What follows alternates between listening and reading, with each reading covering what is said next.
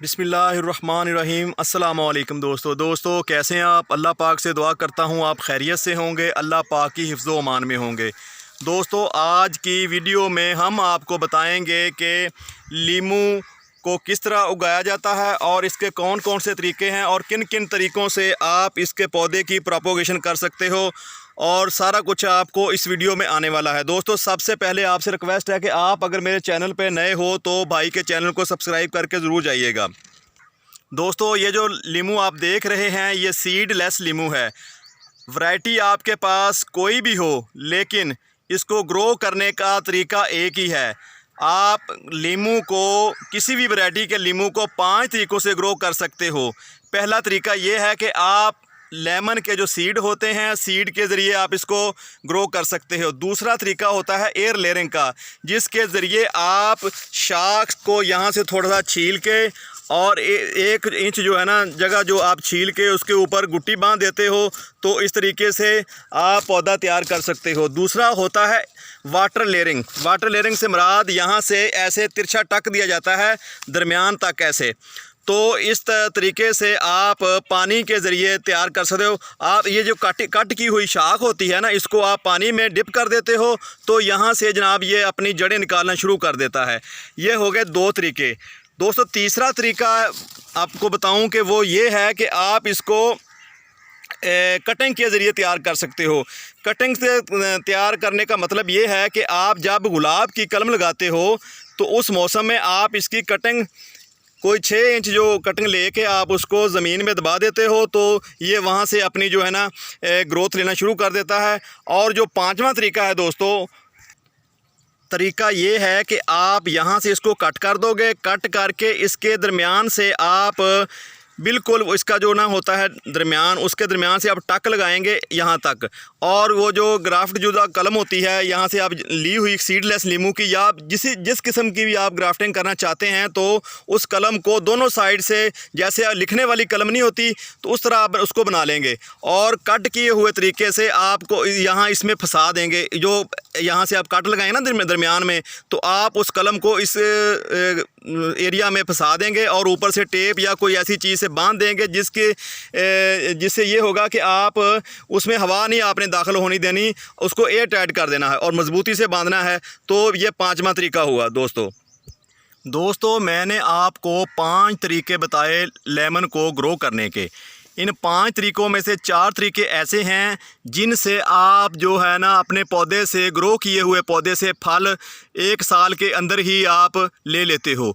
जो 5वां तरीका है, 5वें तरीके में फल लेना ज़रा मुश्किल होता है कि आपने उसको सीड के ज़रिए ग्रो किया होता है। सीड से ग्रो किए हुए पौधे से जो है ना फल आने में 5 से 6 साल दोस्तों लग जाते हैं। तो आप सीड के ज़रिए ग्रो करने से बेहतर है कि आप या तो नर्सरी से पौधे को ले आएँ, उनसे तसल्ली कर लें कि पौधा ग्राफ्ट किया हुआ हो या एयर लेयरिंग से तैयार किया गया हो।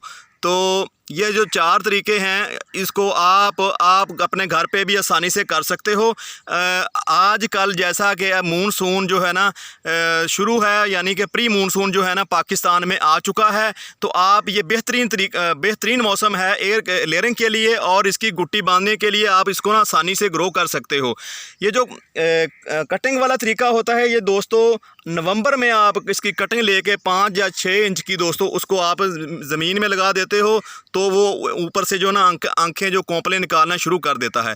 दोस्तों एक इबहाम है, एक जो है ना गलत फहमी है, मैं आपको आज वो बताने लगा हूँ। वो क्या है कि जैसा कि ये जो लीमू का पौधा है ये सीडलेस है, तो अगर हम इसी पौधे की कलम को किसी और पौधे के ऊपर, खट्टी के ऊपर या किसी और लेमन प्लांट के ऊपर ग्राफ्ट करेंगे, उसकी कलम उसके ऊपर लगाएंगे, तो ये पौधा सीडलेस नहीं रहेगा। तो ये एक बहुत बड़ी गलतफहमी है जो आज मैंने आपको बताई। आप अगर इसी पौधे की कलम लेते हो सीडलेस की, लगाते किसी और पौधे के ऊपर हो, तो वो पौधा सीडलेस नहीं होगा। जो ग्रो होने वाला पौधा वो सीडलेस नहीं होगा, उसमें सीड आएंगे। तो ये एक टेक्निकल बात थी जो मैंने आपको बतानी थी।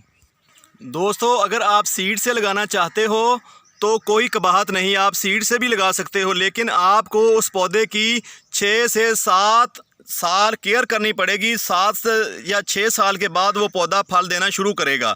तो आपके पास अगर एयर लेयरिंग का तरीका मौजूद है तो आप उस तरह वो तरीका क्यों नहीं अपनाते? आप उसको जनाब बग़ैर मेहनत के पहले ही साल फल लेना क्यों पसंद नहीं करते? इसलिए आप एक ये तरीका छोड़ के पांचों तरीके जो है ना 99% जो है ना सक्सेसफुल हैं। तो आप एयर लेयरिंग के ज़रिए तैयार कर सकते हो पौधे को, वाटर लेयरिंग के ज़रिए भी और कलम के ज़रिए भी। तो दोस्तों ये थी कुछ बातें जो आपको मैंने बताई सीडलेस लीमू के बारे में। दोस्तों यहाँ से एक लीमू को तोड़ते हैं, देखते हैं क्या ये पौधा भी सीडलेस है या इसमें सीड मौजूद हैं, और इसको निचोड़ के देखते हैं इसमें पानी कितना निकलता है।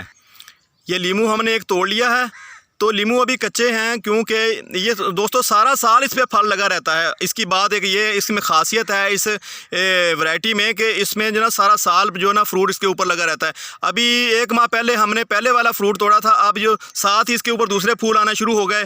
और जब वो फल हम तोड़ रहे थे पहले वाला, तो ये जनाब कोई इतने बड़े बड़े ना इसके ऊपर फ्रूट थे। अभी ये 1-2 माह तक और चलेगा। तो अब इसको तोड़ लिया मैंने, तो आपको दिखाते हैं इसमें पानी कितना निकलता है। दोस्तों अब हम इसको काटने लगे हैं, इस लीमू को देखते हैं इसमें कितना पानी है और इसमें सीड भी निकलते हैं या नहीं, आपको चेक कराते हैं। दोस्तों ये देखें सीड तो इसमें मौजूद हैं, लेकिन पानी मुझे लग रहा है कि बहुत ज़्यादा पानी के हवाले से ये देखें पानी कितना निकल रहा है। ये देखें जी, ये पानी बहना शुरू हो गया जनाब एक साइड से। अभी इसका फ्रूट जो है ना पूरा नहीं बना, तो ये अभी कच्चा नींबू है। आप देख रहे होंगे ये पानी जो है एक नल की तरह बह रहा है, आप देख रहे होंगे। सीड तो इसमें मौजूद हैं। अगर सीडलेस आप लीमू लेना चाहते हैं तो आप किसी नर्सरी से जाके ले सकते हैं। उनको कोई तसल्ली वाला बंदा हो तो आप उससे ले सकते हैं।